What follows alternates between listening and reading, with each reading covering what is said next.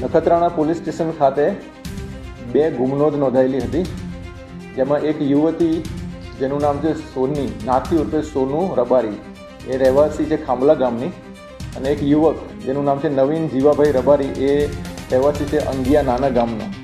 એ બંને જણની ગુમનોંધ નોંધાઈ હતી અને એ ગુમનોંધના આધારે નખત્રાણાના પીઆઈ શ્રી જેડી સરવૈયાએ જુદી જુદી ટીમો બનાવીને અને સઘન તપાસ હાથ ધરેલી.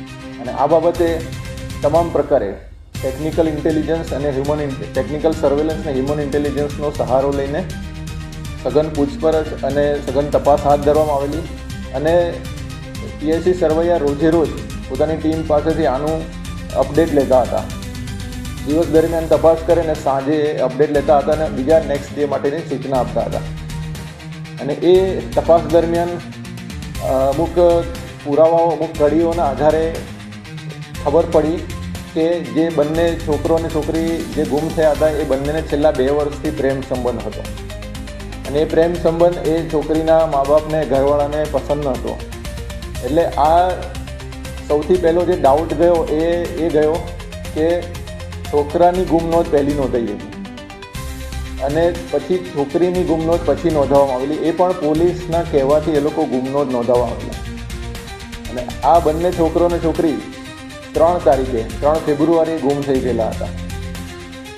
એની આ સમગ્ર આટલા સમય દરમિયાન તપાસ કરી અને પછી જે તપાસ દરમિયાન ટેકનિકલ સર્વેલન્સ ને હ્યુમન ઇન્ટેલિજન્સ દ્વારા અને રોજે રોજ અપડેટ લેવા દ્વારા એવી ખબર પડી કે જે છોકરી છે સોનુ ઉર્ફે નાથી, એના પિતા વંકાભાઈ ઉર્ફે રાજાભાઈ રબારી, એની માતા હિમાબેન રબારી, એમનો ભાણેજ જેનું નામ છે સોમા ઉર્ફે પભા રબારી, અને આ વંકાભાઈનો છોકરો જે કાયદાના સંઘર્ષમાં આવેલો છે. આ 4 જણાએ ભેગા થઈને આ લોકોની હત્યા કરી છે એવી જે તપાસમાં હકીકત નીકળી. એ આધારે નખત્રાણા પોલીસ દ્વારા ગુનો દાખલ કરવામાં આવ્યો છે અને 4 જણની અટકાયત કરવામાં આવી છે.